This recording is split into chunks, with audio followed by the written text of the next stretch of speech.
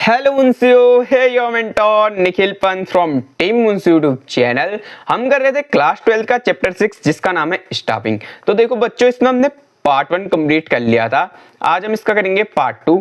Part 1 हमने बहुत ही प्यार से कंप्लीट किया था। पार्ट 1 में हमने पढ़ा था स्टाफिंग क्या होता है, इंपॉर्टेंस क्या होती है और प्रोसेस क्या होती है स्टाफिंग की। देखो पार्ट 1 तो अपनी जगह इंपॉर्टेंट है ही है, बट पार्ट 2 से ज्यादा क्वेश्चन आते हैं। तो पार्ट 2 को हम जो आज की वीडियो है उसको बहुत ही अच्छे से पढ़ने वाले हैं, बहुत ही अच्छे से सारे कॉन्सेप्ट समझने वाले हैं। आओ देखते हैं। अब देखो इसमें पहला ही कॉन्सेप्ट है मेजर कंपोनेंट्स ऑफ स्टाफिंग, और यही पूरे स्टाफिंग में आज चलने वाला है। इस वीडियो में यही मेजर कंपोनेंट चलने वाला है और इस मेजर कंपोनेंट से ही सारे क्वेश्चन आते हैं। अब देखो क्या है कंपोनेंट स्टाफिंग के। कंपोनेंट है 3 कंपोनेंट स्टाफिंग के। एक है रिक्रूटमेंट, ठीक है, दूसरा है सिलेक्शन, तीसरा है ट्रेनिंग एंड डेवलपमेंट। देखो स्टाफिंग के यही मेन 3 कंपोनेंट है, इन्हीं को हमने आज की वीडियो में पढ़ना है। और मैं गारंटी देता हूं क्वेश्चन यहीं से फंसने वाला है एग्जाम में, क्योंकि 1 या 2 क्वेश्चन ही आएंगे, वो भी यहीं से आएंगे। तो आओ समझ लेते हैं रिक्रूटमेंट क्या होता है। पहले देखो recruitment is a process of attracting and inviting people to apply for a job vacancy in the organization। देखो अगर आपकी ऑर्गेनाइजेशन में वैकेंसी है, बिजनेस अगर आप पढ़ते हो या तो खुद को इमेजिन करके पढ़ो या कोई ना कोई एग्जाम्पल समझ के पढ़ो, और मैं बिलीव करता हूं एग्जाम्पल में। तो मैं आपको अब एग्जाम्पल समझाता हूं। ये आपकी कंपनी है, यहाँ पे आपके पास क्या है, 100 एम्प्लॉय की वैकेंसी खाली है, आपको चाहिए 100 एम्प्लॉय काम करने के लिए। तो आप क्या करोगे, उनको इनवाइट करोगे, ठीक है, उनको अट्रैक्ट करोगे ना अपनी तरफ। क्या करिए, आपने एडवर्टाइजमेंट डाला, न्यूज़पेपर में एडवर्टाइजमेंट डाला, वो क्या हुआ, इनवाइट हुआ, ठीक है, इनवाइट किया आपने लोगों को और आपने अट्रैक्ट किया। अट्रैक्ट कैसे किया, आपकी कई बड़ी कंपनी है, बहुत लोग अप्लाई करना चाहेंगे, बहुत ज्यादा से ज्यादा मात्रा में लोग अप्लाई करना चाहेंगे, तो लोग अट्रैक्ट होते हैं आपकी कंपनी की तरफ। तो बच्चों रिक्रूटमेंट एक ऐसा प्रोसेस है जिसमें हम पीपल्स को या जो वेकेंट्स हैं उनको अट्रैक्ट करते हैं और इनवाइट करते हैं ताकि वो अप्लाई कर सके हमारी जो खाली वैकेंसी है उनमें। It is a first step in the staffing process. ये पहला ही स्टेप है स्टाफिंग प्रोसेस का। स्टाफिंग प्रोसेस इसी से स्टार्ट होती है, मैंने आपको बताया भी था। Where the organisation make effort to create the potential candidate. देखो मैंने एक चीज यहाँ पे बोला कि स्टाफिंग प्रोसेस इसी से स्टार्ट होती है, पर आपने स्टाफिंग प्रोसेस में पहली प्रोसेस क्या पढ़ी थी, एस्टिमेटिंग मैन पावर रिक्वायरमेंट। यहाँ पे कई लोगों को कंफ्यूजन हो जाएगा, बट वो तो थी कि चेक करना हमारी कंपनी में कितने लोग हैं, कितने लोग हमें चाहिए।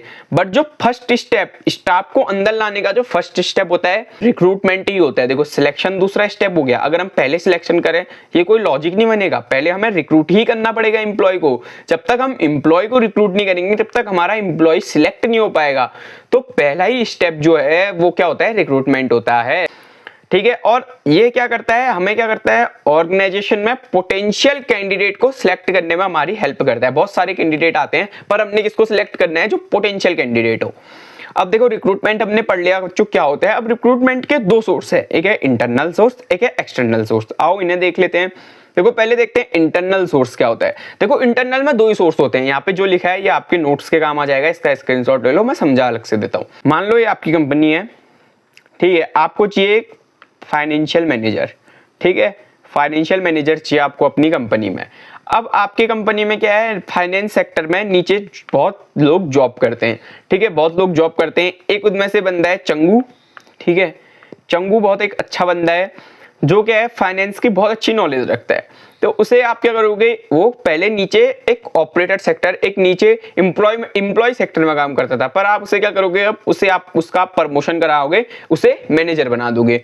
आपने क्या किया, रिक्रूट किया, आपके पास जॉब खाली थी फाइनेंशियल मैनेजर की, आपके पास वैकेंसी थी, एक वैकेंसी थी फाइनेंशियल मैनेजर की, बट आपने बाहर से ना रिक्रूट करते हुए आपने क्या किया, अंदर से ही अपनी ही कंपनी से एक बंदा रिक्रूट करके वहां रख दिया। और दूसरी चीज क्या हो सकती है, दूसरी चीज हो सकती है, चंगू का ही भाई मंगू था, मंगू भाई साहब बहुत अच्छे कैंडिडेट थे, बहुत पोटेंशियल, बहुत ही अच्छा कैलिबर था इनका।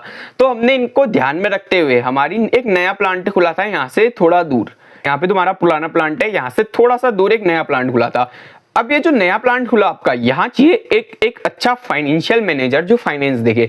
यहाँ पे मंगू साहब और चंगू साहब दोनों भाई साथ में काम करते थे, एक का आपने करा दिया प्रमोशन, एक का आपने करा दिया ट्रांसफर।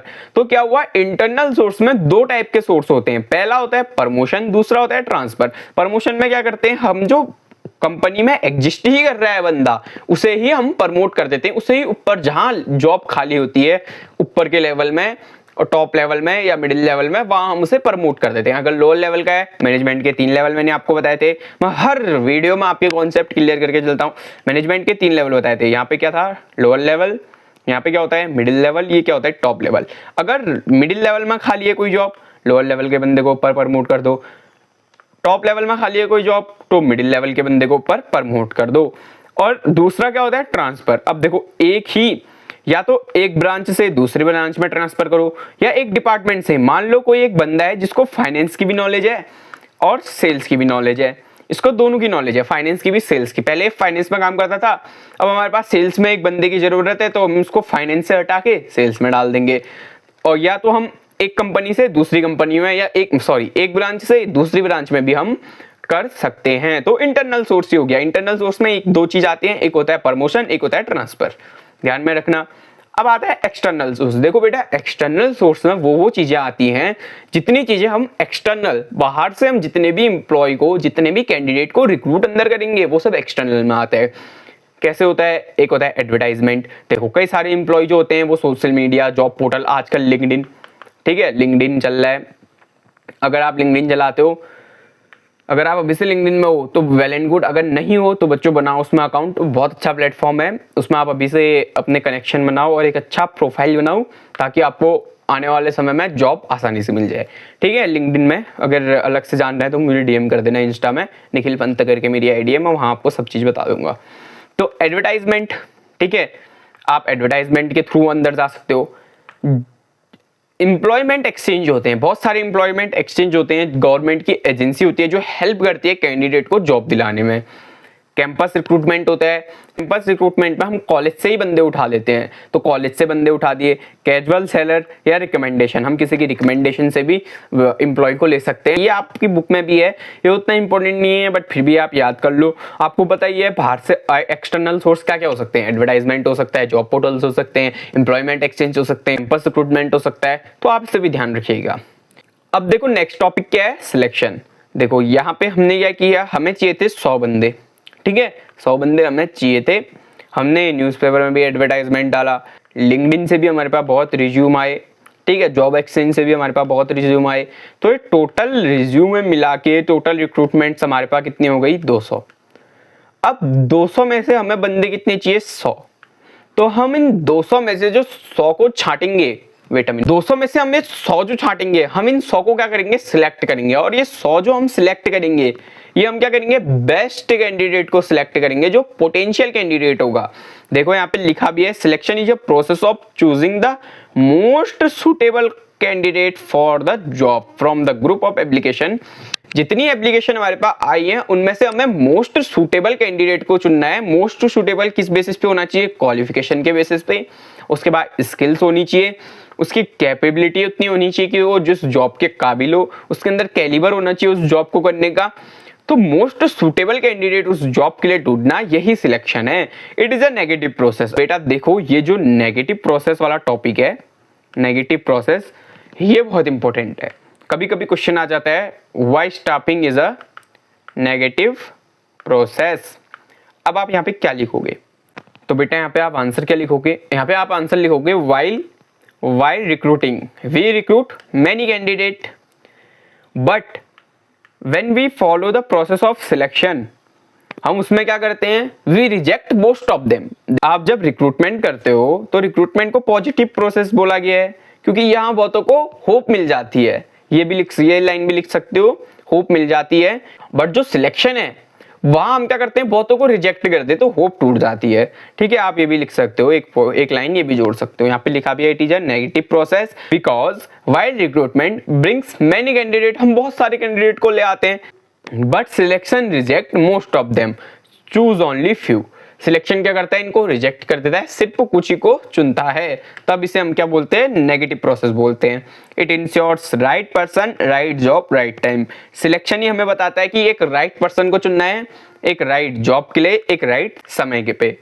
ठीक है अब देखो सिलेक्शन की प्रोसेस भी होती है कुछ। देखो हम सिलेक्शन को करने के लिए एक प्रोसेस को फॉलो करते हैं। अब उस प्रोसेस को पढ़ लेते हैं। पहला स्टेप होता है वो होता है प्रीलिमिनरी स्क्रीनिंग। तो इसमें क्या करते हैं, हम सॉर्ट करते हैं कैंडिडेट को, मतलब एक सिंपल समझ लो कि हम इसमें जो रिज्यूम भेजा होता है एम्प्लॉय ने, जो सीवी भेजा होता है, उसे चेक कर रहे होते हैं ऊपर से। देन उसके बाद क्या आता है, filling application form, candidate fill out the detail form personal information. हम कैंडिडेट को एक फॉर्म देंगे जिसमें हम उनकी डिटेल इंफॉर्मेशन लेंगे, जिसमें उनकी पर्सनल इंफॉर्मेशन लेंगे, एजुकेशन क्या क्या वर्क चाहिए, एक्सपीरियंस और रेफरेंसेस लेंगे उन्होंने कहाँ से लिया, क्योंकि ये क्या होगा, ये हमारा हेल्प करेगा ताकि हम जो फ्यूचर में रिकॉर्ड देख पाएं। उसके बाद क्या होता है, एम्प्लॉयमेंट टेस्ट। यहाँ से कभी कभार क्वेश्चन आ जाता है कि एम्प्लॉयमेंट टेस्ट क्या क्या होता है। ठीक है, सिलेक्शन के टाइम पे जो एम्प्लॉयमेंट का टेस्ट होता है वो क्या क्या होता है, वो डिफरेंट टेस्ट होता है according to the skills and abilities. पहला होता है एप्टीट्यूड टेस्ट, जिसमें हम उनकी जनरल एबिलिटी टेस्ट करते हैं। दूसरा होता है इंटेलिजेंट टेस्ट, उसका आईक्यू चेक करेंगे, उसकी थिंकिंग कैपेबिलिटी चेक करेंगे।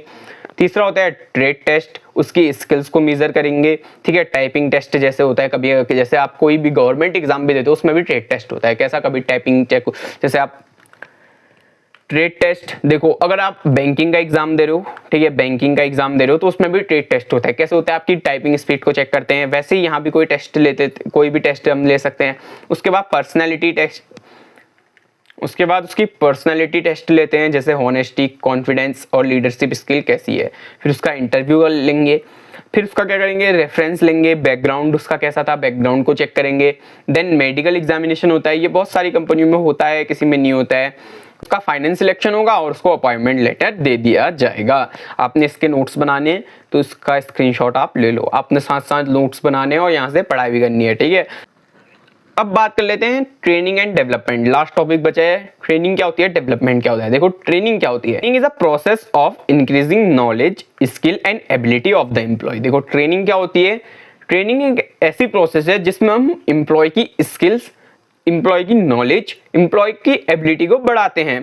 ठीक है, so that they can perform, जो वो करंट जॉब में है उसे बहुत अच्छे से वो परफॉर्म कर सके, तब हम उनसे ट्रेनिंग देते हैं। देखो, ज्यादातर कंपनी में क्या होता है, ये बंदा रिक्रूट हुआ, इसको क्या करते हैं हम, उसके बाद थोड़े दिन की ट्रेनिंग देते हैं कि मशीन कैसे चलेगी। कई बार अगर आप बड़ी बड़ी कंपनियों में भी जाते हो तो आपको वो सर्वर चलाना सिखाते हैं। अगर आप डाटा एंट्री का भी काम करोगे तो आप वो अपना सर्वर चलाना आपको सिखाएंगे, तो उसे भी ट्रेनिंग के अंदर बोला जाता है। बट डेवलपमेंट क्या होता है, ट्रेनिंग तो हर कंपनी देती है, हर ऑर्गेनाइजेशन देती है। अगर आप कहीं रिक्रूट हो गए तो आपको ट्रेनिंग मिलनी है। बट डेवलपमेंट क्या है, it is refer to overall growth of the employ, focusing on personality, attitude and the future responsibility. देखो, ट्रेनिंग क्या होती है, एक short term period, short term nature की होती है, यहाँ पे लिखा भी है शॉर्ट टर्म नेचर की होती है ट्रेनिंग। बट जो डेवलपमेंट होता है वो लॉन्ग टर्म नेचर का होता है। अब यहाँ से क्वेश्चन भी आ सकता है, एमसीक्यूज में आएगा। देखो, गारंटी हो गई इस बार किसी ना किसी सेट में क्वेश्चन फंसेगा। एक क्लिप काट लेना है यहाँ की, क्योंकि उसके बाद आपको दिखाऊंगा एग्जाम के बाद। एमसीक्यूज में 1 मार्क्स क्वेश्चन ये पक्का आएगा ट्रेनिंग एंड डेवलपमेंट से, वट शॉर्ट टर्म नेचर और लॉन्ग टर्म नेचर को लेके, या तो असेसमेंट रीजनिंग से आएगा या तो स्टेटमेंट से आएगा। Statement 1 is true, 2 is false वाला जो क्वेश्चन आता है आपका, या एमसीक्यूज में आएगा। तो याद रखना है ये क्वेश्चन। देखो, जो ट्रेनिंग है वो शॉर्ट टर्म नेचर की होती है और जो डेवलपमेंट होता है वो लॉन्ग टर्म नेचर का होता है। और जो डेवलपमेंट होता है उसमें क्या करते हैं, ओवरऑल ग्रोथ करते हैं। ओवरऑल ग्रोथ, जो हमारे एम्प्लॉय की ओवरऑल ग्रोथ होती है। बट जो ट्रेनिंग में क्या होता है, हम इसमें बस एम्प्लॉय की स्किल्स को डेवलप करते हैं, एम्प्लॉय की एबिलिटी को डेवलप करते हैं और उसकी नॉलेज को बढ़ाते हैं। ठीक है, नेक्स्ट टॉपिक है टाइप्स ऑफ ट्रेनिंग मेथड। देखो, 2 टाइप के ट्रेनिंग मेथड होते हैं, एक ऑन द जॉब ट्रेनिंग, एक ऑफ द जॉब ट्रेनिंग। देखो, ऑन द जॉब ट्रेनिंग में क्या होता है कि हम जॉब को करते करते ही ट्रेनिंग देते हैं। देखो, ऑन द जॉब ट्रेनिंग में क्या होता है कि जॉब करते करते आप कुछ सीख रहे हो, जैसे अप्रेंटिस हो गई, इंटर्नशिप ट्रेनिंग हो गई, आप यहाँ काम करते हो और सीखते भी जाते हो, अपनी नॉलेज भी बढ़ाते जाते हो। बट जो ऑफ द जॉब ट्रेनिंग होती है उसमें क्या करते हो, लर्निंग बिफोर डूइंग, काम करने से पहले आपने सीखना पड़ेगा। अब देखो, बेनिफिट्स क्या क्या होते हैं ट्रेनिंग एंड डेवलपमेंट के। देखो, फॉर ऑर्गेनाइजेशंस के क्या बेनिफिट है अगर वो ट्रेनिंग और डेवलपमेंट कराता है, और फॉर एम्प्लॉय के लिए क्या बेनिफिट है। देखो, ऑर्गेनाइजेशन के लिए क्या है, हाई प्रोडक्टिविटी। अगर आप किसी एम्प्लॉय को ट्रेन करोगे, एम्प्लॉय को डेवलप करोगे तो आपकी कंपनी में वो अच्छे से काम करेगा, तो हाई प्रोडक्टिविटी आएगी आपकी कंपनी के अंदर। वो जितना भी अपना काम है उसको दिल से करेगा, बहुत ही अच्छे से काम करेगा, तो आपके ऑर्गेनाइजेशन में काम अच्छे से होगा, गुड कोऑर्डिनेशन अच्छा बना रहेगा। तो ये सब आप लिख सकते हो। बट जो एम्प्लॉय के लिए क्या क्या बेनिफिट हो सकते हैं, अगर आप ही अगर एम्प्लॉय हो तो अगर आपको कोई कंपनी सिखा देती है, आपका कोई डेवलपमेंट कर देती है, तो आपके लिए क्या फायदा फायदा होगा, आपके लिए करियर अपॉर्चुनिटी बढ़ जाएंगी, ठीक है, हाई अर्निंग पोटेंशियल हो जाएगा, आप ज्यादा कमा पाओगे, इंप्रूव आपकी एफिशिएंसी बढ़ेगी और आपका कॉन्फिडेंस खुद ही खुद बूस्ट हो जाएगा। तो यहाँ पे से आप नोट्स बना लो। हाँ, नोट्स से बेटा मुझे एक चीज याद आती है, देखो अभी ये सितंबर लग गया, देखो अभी नवंबर दिसंबर, ये बेटा ये 2 महीने आपके कैसे चले जाएंगे आपको पता भी नहीं चलेगा। यहाँ आपके क्या होंगे, प्रैक्टिकल्स होंगे, वाइवा होंगे, फाइल बनानी, अभी फाइल आपको अक्टूबर से ही मिल जाएगी देखना, बट ये चलो अक्टूबर में फिर भी आप पढ़ लोगे, बट ये नवंबर दिसंबर आपको पता भी नहीं चलेगा बेटा कब निकल गए, ठीक है। जनवरी में फिर वैसा ही हो जाएगा, भाग दौड़ ऊपर नीचे, फरवरी में आपके एग्जाम हो जाते हैं, ठीक है, सिर्फ आपके पास ये जनवरी बचेगा, ठीक है, और ये अक्टूबर है। ये 2 आपके मेन बेटा, ये 2 ही महीने हैं, क्योंकि नवंबर दिसंबर आपके टीचर भी बोलेंगे कि कब चले जाएगा आपको पता नहीं चलेगा। और नोट्स से बात याद है ये आई कि देखो अगर आप यहाँ पढ़ रहे हो तो बेटा अच्छे से पढ़ो, कॉन्सेप्ट को समझो, नहीं समझ आता है बेटा कमेंट करो, ठीक है, इंस्टा में मुझे आप मैसेज कर सकते हो, हमारी जीमेल में डायरेक्ट आप मैसेज कर सकते हो, ठीक है, हमारे इंस्टा हैंडल टीम मुंशी पे भी मैसेज कर सकते हो। अगर सरद सर का कुछ समझ में नहीं आ रहा उनसे भी आप पूछ सकते हो। आप यहाँ पे पढ़ रहे हो तो नोट्स बनाओ, ठीक है, सो के वीडियो नहीं देखना है, नोट्स बनाओ, जितने नोट्स यहाँ दिए गए हैं वीडियो को पीछे करते करते आप नोट्स बनाते रहो, ताकि आपको एग्जाम के टाइम पे बेनिफिट हो। जो समझ में नहीं आता आप कमेंट में भी पूछ सकते हो, और वीडियो को पीछे करो, नोट्स बनाओ, नहीं समझ में आ रहा दोबारा देखो बेटा, बहुत ही अच्छे से आपके कॉन्सेप्ट क्लियर हो जाएंगे। मैं चाहता हूँ बिजनेस स्टडीज में टीम मुंशी से पढ़ा हुआ सारे बच्चे 90+ मार्क्स लेके आए। बस आप अगर टीम मुंशी से बिजनेस स्टडीज पढ़ते हो, कोई भी सब्जेक्ट पढ़ते हो, बिजनेस स्टडीज नहीं बेटा, कोई भी सब्जेक्ट अगर आप पढ़ते हो तो मैं चाहता हूँ 90+ आप मार्क्स उसमें ले आओ टीम मुंशी से पढ़ने के बाद। ध्यान से पढ़ो, अच्छे से पढ़ो, तब तक के लिए thank you. Subscribe our Team Munshi YouTube channel. The champ is in making.